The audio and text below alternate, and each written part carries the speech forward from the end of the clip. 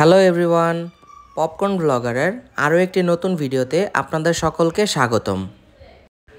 আজকের এই ভিডিওতে আমরা আপনাদের সাথে উজবেকিস্তান নিয়ে কিছু তথ্য শেয়ার করব। আমার এই উজবেকিস্তান ভ্রমণটি আমি এই বছরের অর্থাৎ 2024 সালের এপ্রিলে করে এসেছি। ভিডিওর শুরুর এই অংশে আমি প্রথমেই আপনাদেরকে উজবেকিস্তানের তাশকেন্ট সিটিতে আমি যে হোস্টেলটিতে ছিলাম তার বিস্তারিত আলোচনা করব। এই হোস্টেলটির নাম হচ্ছে প্যারাডাইস হোস্টেল। হোস্টেল বা ডরমেটরিতে আপনাকে একটি রুমে 4 জন 6 জন কখনো কখনো 10 জনের সাথেও রুম শেয়ার করে থাকতে হবে। এই হোস্টেলটির অবস্থান উজবেকিস্তানের ক্যাপিটাল সিটি তাশকেন্তে। এটি নাভোই অ্যাভিনিউ নামে একটি রোডে অবস্থিত এবং এর ঠিক অপোজিটে একটি ল্যান্ডমার্ক জায়গা আছে, সেটি হচ্ছে ন্যাশনাল লাইব্রেরি অফ উজবেকিস্তান। এই হোস্টেলটির সবচাইতে নিকটতম মেট্রো স্টেশনের নাম হচ্ছে মুস্তাকিলিক মাইদোনা। তবে গুগল ম্যাপে এই মেট্রো স্টেশনটির নাম হচ্ছে মুস্তাকিলিক মাইদোনি। এই হোস্টেলটিতে সর্বমোট 9 থেকে 10টি রুম আছে এবং প্রতিটি রুমে 4 জন 6 জন রুম শেয়ার করে থাকতে হয়। আমি 4 জনের সাথে এই রুমটি শেয়ার করে থেকেছিলাম। ব্যবহারের জন্য এই হোস্টেলটিতে সর্বমোট 3টি ওয়াশরুম আছে। একটি ডাইনিং স্পেস সহ কিচেনের ব্যবস্থাও এই হোস্টেলটিতে আছে। আমার বেডটি ছিল জানালার সাথেই, তাই আমি প্রতিদিন ঘুম থেকে উঠেই জানালা দিয়ে এর ব্যস্ত রাস্তাঘাট এবং গাড়ি চলাচল দেখতে পারতাম। আপনারা নিশ্চয়ই দেখছেন জানালার ভিউটি। আমি এই বেডেই থাকতাম এবং প্রতিদিন সকাল বিকেল আমি এই জানালায় বসে বসে দীর্ঘক্ষণ সময় কাটাতাম। রুমটিতে এয়ার কন্ডিশনার এবং রুম হিটার দুইটিই ছিল। বেড ব্ল্যাঙ্কেট একেবারে ঝকঝকে পরিষ্কার পরিচ্ছন্ন ছিল। এক কথায় রুমটি আমার কাছে খুবই ভালো লাগতো। যারা নিজেরা রান্না করে খেতে চান, এই কিচেনটিতে আপনাদের রান্নার সব রকম ব্যবস্থাই আছে। আমি আমার এই উজবেকিস্তান ভ্রমণে উজবেকিস্তানের 3টি শহরে ঘুরেছি।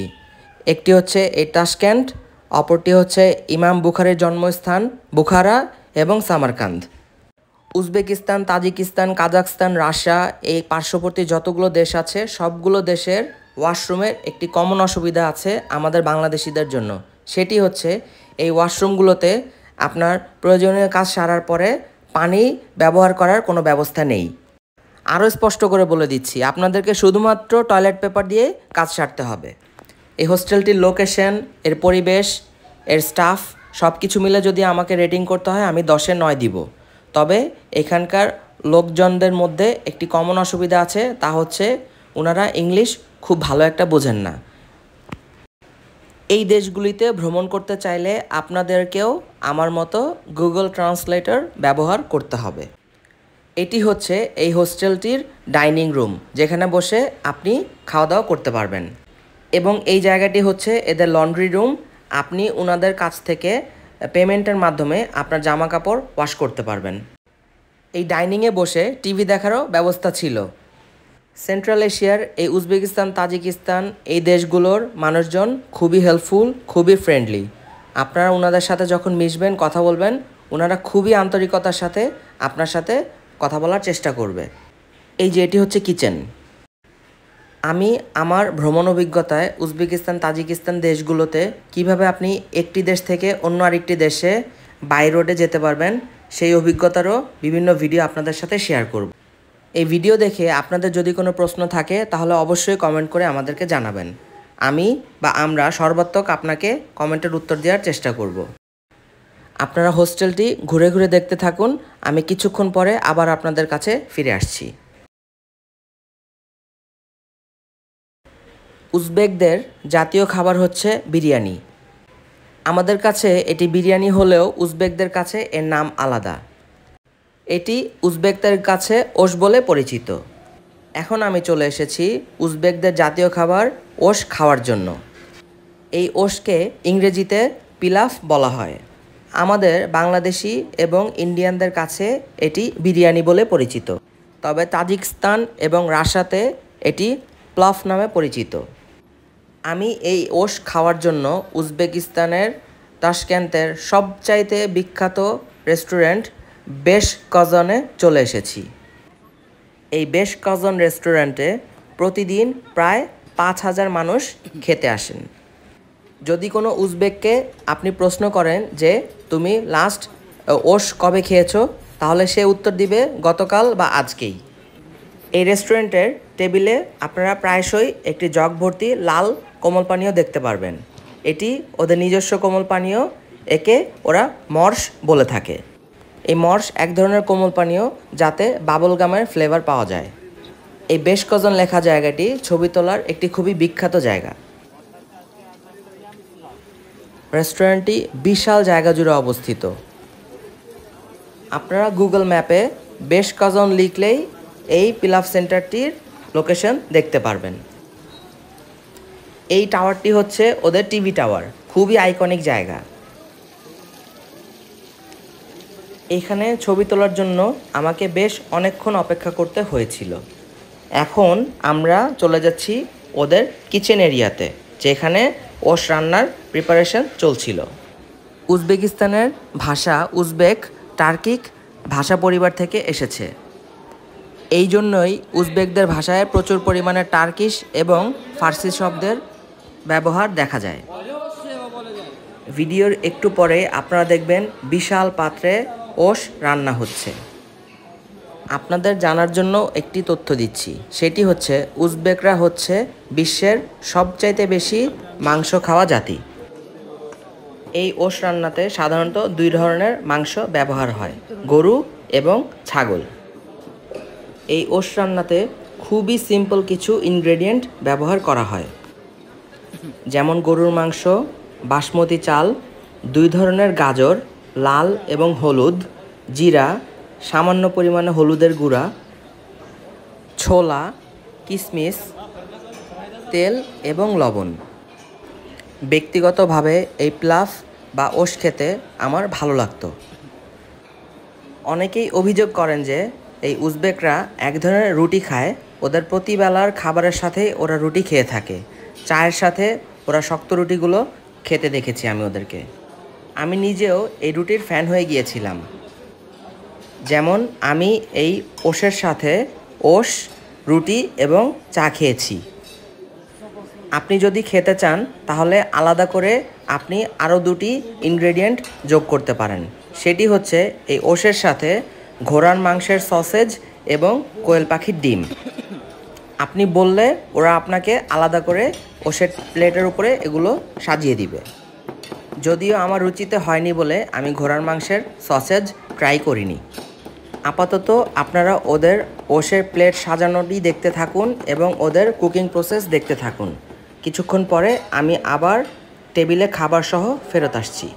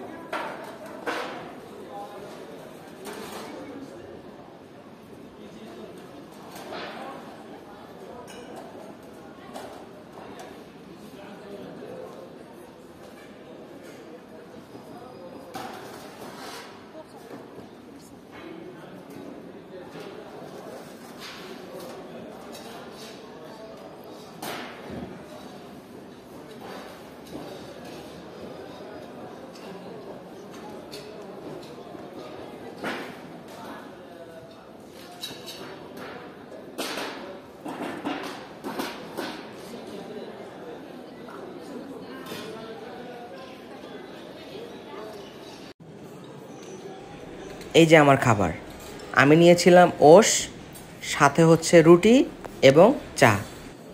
আমি উজবেকিস্তানে আমাদের মতো দুধ চা খেতে দেখিনি, ওদেরকে আমি এই গ্রিন টি খেতে দেখেছি এবং এই গ্রিন টিতে কোনো চিনি মেশানো থাকে না।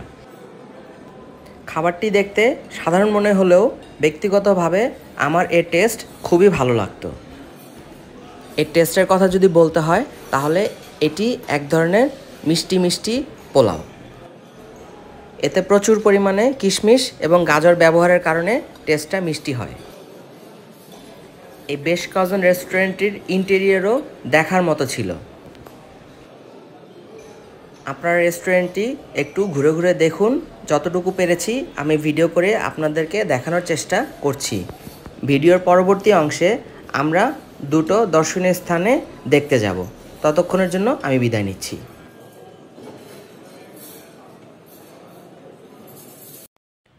এই যে এখন আমরা একটি উজবেকিস্তানের তাশকেন্তের খুবই দর্শনীয় স্থানে চলে এসেছি। এই দর্শনীয় স্থানটি একটি মসজিদ। মুসলিম প্রধান দেশ হওয়াতে আপনারা উজবেকিস্তানে প্রচুর বড় বড় মসজিদ, মাদ্রাসা দেখতে পারবেন। এই মসজিদটির নাম হচ্ছে মিনর মস্ক। গুগলে মিনর মস্ক তাশকেন্ট লিখলেই আপনারা খুব সহজে এটির লোকেশন পেয়ে যাবেন। আপনারা ভিডিওতে আমার সাথে মসজিদটি ঘুরে ঘুরে দেখতে থাকুন।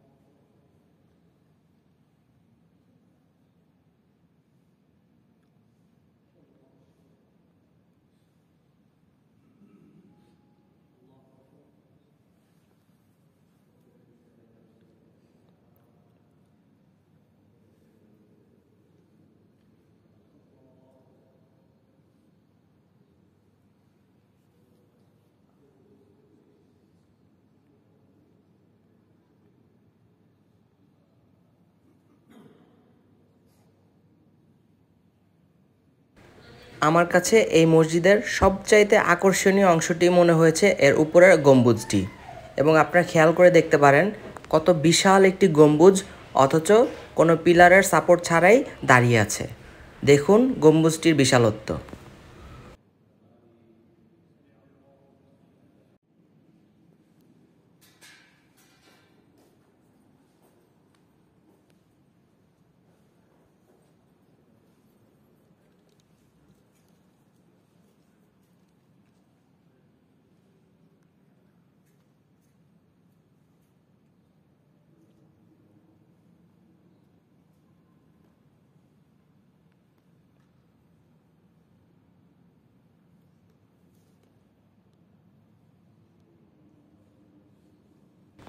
আমি যতটুকু পেরেছি মসজিদটির ভেতরে এবং বাইরে আপনাদেরকে ভিডিও করে দেখানোর চেষ্টা করছি।